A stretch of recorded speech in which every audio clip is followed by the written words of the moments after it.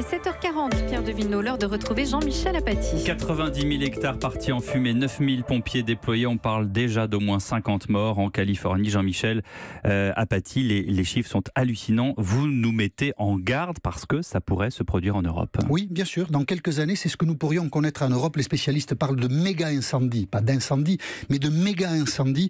Et nous pourrions connaître cela dans les prochaines années. Évidemment, la Californie est habituée aux incendies. C'est une terre qui brûle souvent. Mais là, les pompiers qui sont confrontés à ce cataclysme dans le nord de la Californie, le feu a démarré le 8 novembre, insiste sur un point. C'est la vitesse de déplacement du feu. C'est ça qui les stupéfait dans la séquence qu'ils sont en train de vivre depuis 6 jours. Et certains des responsables de la lutte contre cet incendie-là parlent d'ouragan de feu, ce qui est une expression tout de même qui rend bien compte de la situation qu'ils vivent. Pourquoi cet incendie ne ressemble pas aux autres? Parce que cette partie de la Californie, depuis 2014, est engagée dans une sécheresse d'une très grande intensité. 4 ans de sécheresse.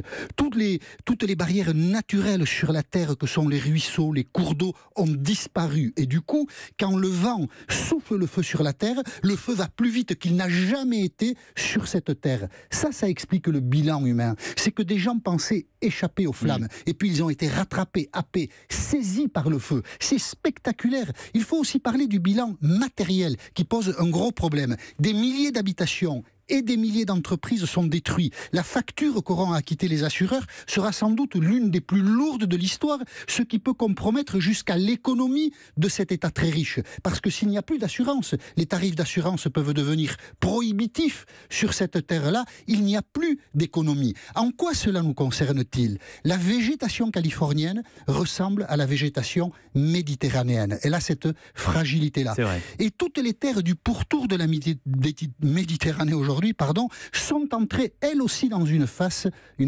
décidément de sécheresse. Depuis des années, les étés sont plus chauds les uns que les autres. On bat des records de température. Les printemps et les automnes manquent de pluie. Et donc, ce qui peut se produire dans quelques années ici, en France, dans les pays européens au bord de la Méditerranée, est déjà ce qui se produit aux États-Unis et notamment ou précisément en Californie. Nous n'avons pas conscience, c'est ça le problème, de la rapidité du dérèglement climatique et de la violence des conséquences du dérèglement climatique. Il ne faut pas parler de réchauffement, mais de dérèglement climatique. Et pour tenter d'ouvrir les yeux sur cette réalité, il faut peut-être adopter dans l'actualité cette formule: ce n'est pas la Californie qui brûle, c'est notre terre qui brûle.